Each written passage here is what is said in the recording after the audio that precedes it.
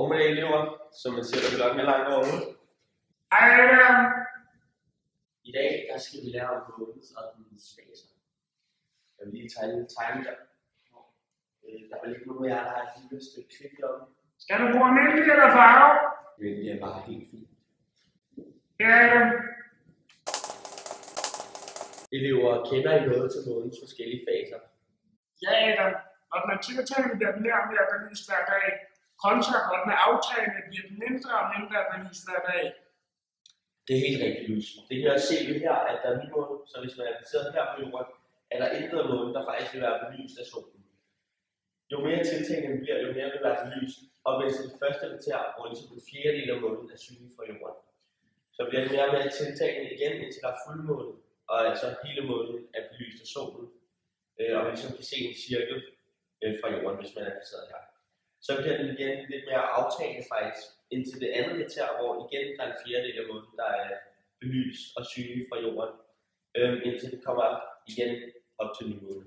Så starter hele cyklusen ligesom forfra. Adam, kan du forklare på en bedre måde? Vi forstår det altså ikke helt. Jo, det kan jeg godt lide. DJ.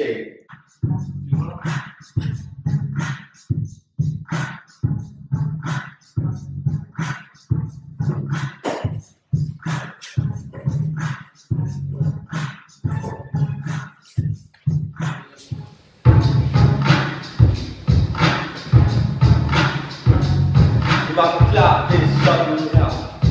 Måden drejer på jorden, sådan det sker. Kan du ikke forklare lidt her? Måden er aftagende før efter den anden kvarter. Den er tiltagende første 14 dage efter ny måned. Spåg den sag. Jeg forstår ikke det der. Det handler om belysning på måden her. Ja! Men sker der ikke mere? De kan gå. Information står lige her. Jeg elsker fuldmåner. Jeg går på måner. Det kan jeg godt forstå. Det er flot at se på. Men hvor lang tid går der mellem fuldmåner? Kig på en kalender, der får tal og tæller.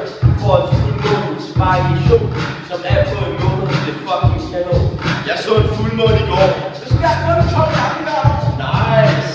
Men Adam, det var alle de forskellige faser. Det havde du vidst, hvis du læste. Det kan blive taber. Ja. Du er smart her. Ja, det der sker er, at solen belyser månen her.